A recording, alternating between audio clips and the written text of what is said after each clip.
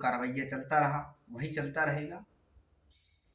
प्रयास तो करना हम सबका काम है, और कहीं ना कहीं जो निवेशक जागृत हैं, जो एजेंट जागृत हैं, जो कार्यकर्ता जागृत हैं, वो लगातार इस दरमियान धरना प्रदर्शनों में, प्रोटेस्टों में भुगतान की लड़ाई लड़ते हुए नजर आ रहे हैं।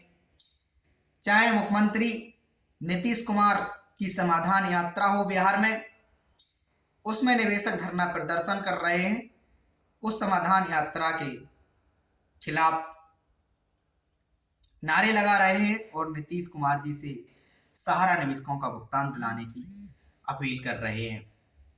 चाहे वो भारत जोड़ो यात्रा हो राहुल गांधी जी की, उसमें वो केंद्र सरकार को घेरते हुए नजर आ रहे हैं और कांग्रेस के नेताओं से सहारा निवेशकों की पीड़ा सदन के माध्यम से उठाने की मांग कर रहे हैं।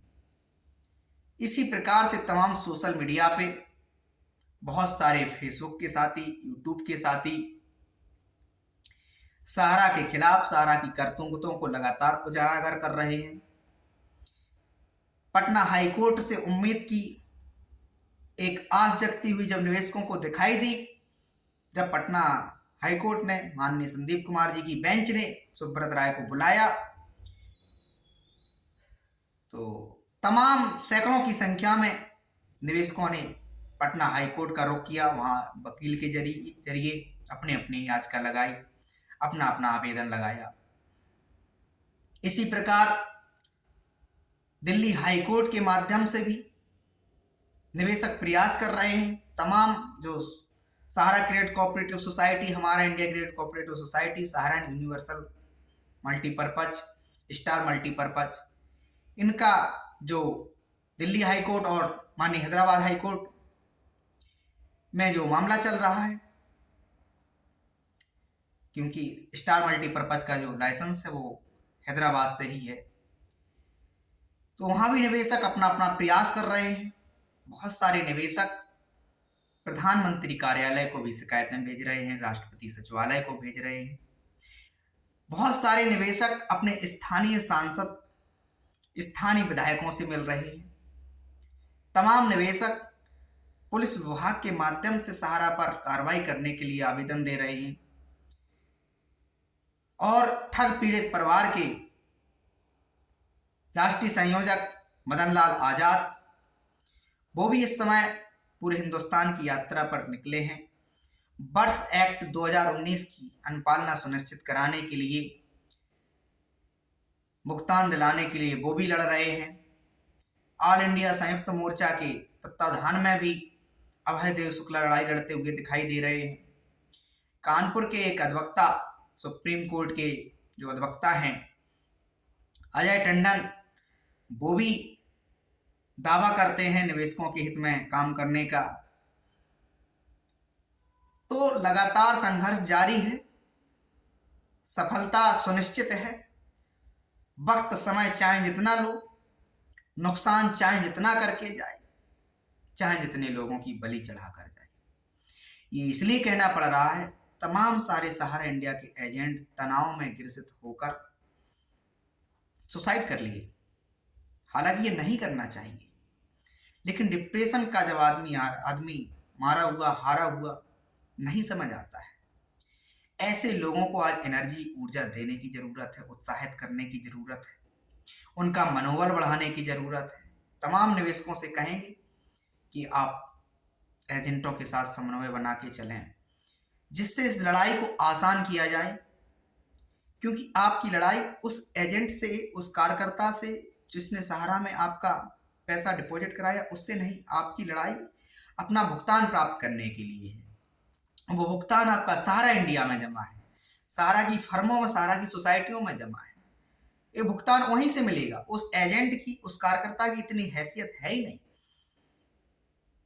इसलिए उसको अनावश्यक तनाव देने के बजाय उसका साथ दीजिए, उससे सहयोग लीजिए और उससे कहिए कि आप, उसकी भी जिम्मेदारी है, यदि वो किसी प्रकार की शरारत कर रहा है, अपने तमाम अन्य कार्यों में व्यस्त है। कई बार होता है कि अन्य कार्यों में व्यस्त तो रहता है, लेकिन संघर्ष करता रहता है, तो लोगों को लगता है ये बहुत अच्छे तरीके से जीवन यापन कर रहा है, हमारा पैसा जमा करवा दिया, हम परेशान हैं। तो ये भी नहीं होना चाहिए। देखें, उसकी भी स्थिति को समझें और अपनी भी स्थिति को समझें। वो आपका सगा संबंधी अपना था, तभी आपने उसको पैसा दिया और आपने उस फॉर्म पे साइन करके सहारा से एक खाता खुलवाया। आप जब आपका पैसा नहीं मिल रहे हैं तो आप उसको भला बुरा कह रहे हैं। तो ये भला बुरा कहने से समाधान नहीं निकल सकता। जो होना था वो तो हो ही रहा है, भला बुरा कहेंगे उससे समाधान नहीं निकलेगा। भला बुरा कहना है, आप सरकार से कहो, सेबी से कहो, सेंट्रल रजिस्ट्रार सहकारिता मंत्रालय से कहो, जिनकी जिम्मेदारी है, जिन्होंने लाइसेंस दिया कंपनी को, जिन्होंने पंजीकरण दिया। सहारा इंडिया से कहो, माननीय न्यायालयों के समक्ष अपना बात प्रस्तुत करो, स्थायी लोक अदालत का रुख करिए, कंज्यूमर फोरम का रुख करिए, और इसके अलावा और भी तरीके हैं, उनके माध्यम से भी आप सोशल मीडिया का सहारा लीजिए। ये तमाम प्रयोग हैं जिनको करना पड़ेगा,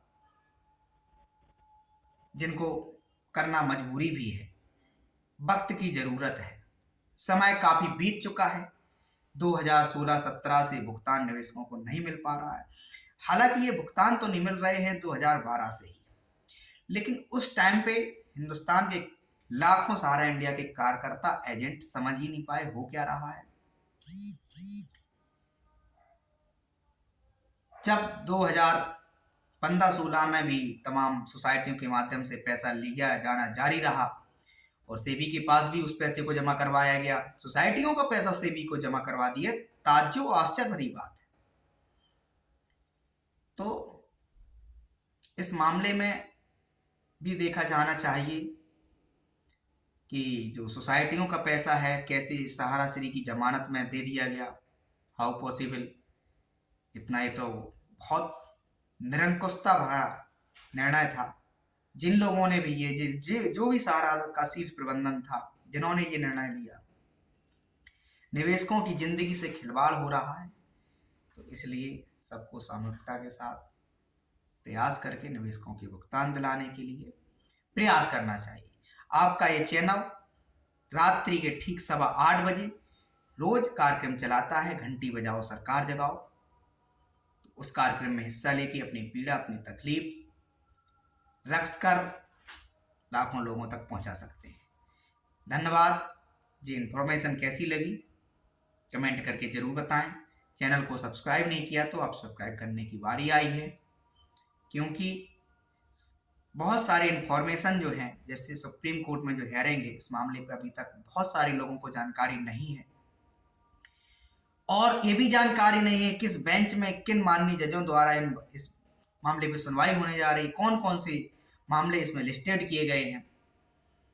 तो ये सारी चीजें लाखों लोगों को जानकारी नहीं है हिंदुस्तान में, तो इसलिए सब्सक्राइब भी कर लीजिए। धन्यवाद।